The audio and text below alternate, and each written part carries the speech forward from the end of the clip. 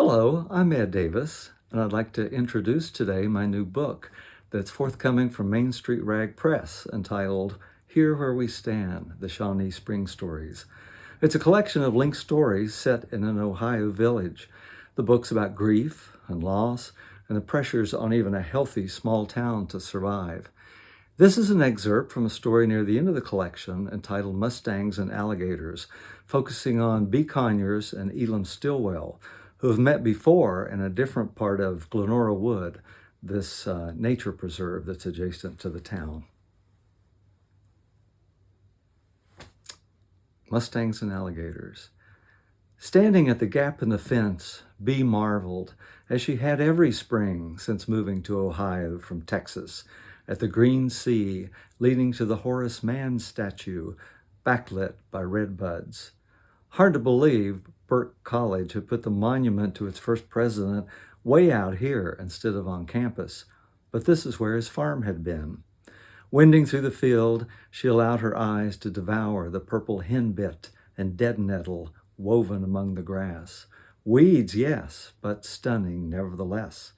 Not even 7 o'clock yet, the grass was only wet, no frost. Approaching the statue, she waved to acknowledge the president's outstretched hand, beckoning her, as if he believed that at 75 she could still change the world. What she really wanted was to sit down, but when Handsome pulled hard on his leash, she followed him behind the statue. Turning the corner, she came to an abrupt halt. A sleeping bag lay tucked against Man's pedestal. When the dog barked, a head emerged. Before Bee could regain her balance, Handy pulled her forward, leapt up on the statue's base, and licked the man's beard. A hand pushed the dog away, then the head tilted back to look at Bee. "I'll be damned," she said, "if it ain't Elam Stillwater in the flesh." She cackled. "I mean in the bag." He waggled his fingers. "I recognize your face, but I've forgotten your name." "B. Conyers. It's been a month of Sundays since I met you that day in the woods you were so low." He seemed to consider that, or whether he wanted to talk at all. Finally, "I've been out of the country on a buying trip." "Your shop window's improved, lots better shit." He propped himself up with one arm and frowned. "But still shit." Why was she so blunt sometimes? "Forgive me, Elam, it's just the way I talk." "But you still don't see anything you want there." She shook her head. "Sorry, I ain't big on the Far East." Before she could think of anything else to say, a plaintive cry broke the silence.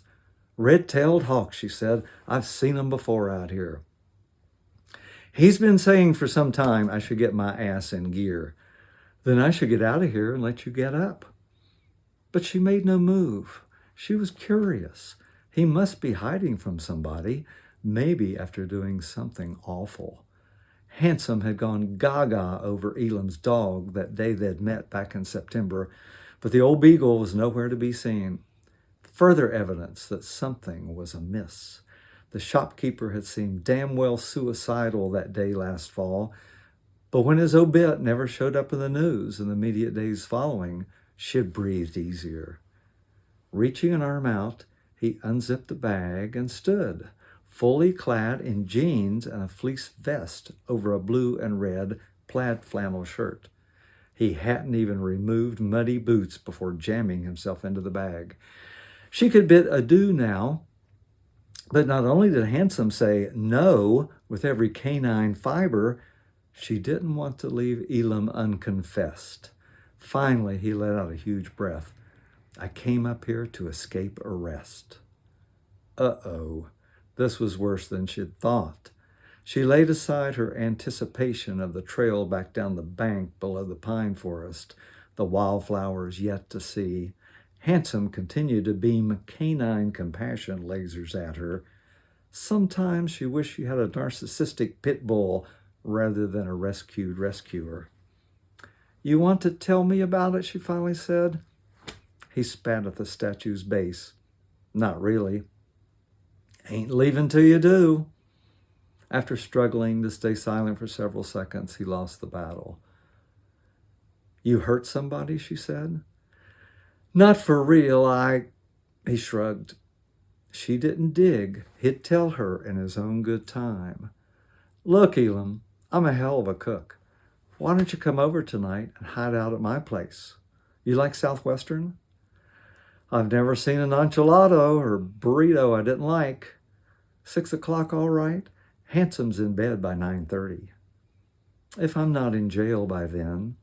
Without a look backward this time, she left him to commune with an authority figure he apparently liked well enough to spend the night beside.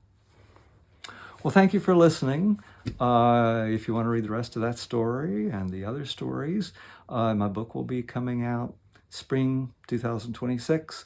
Just check it out at Main Street Rag Publishing Company. Thanks so much for your attention.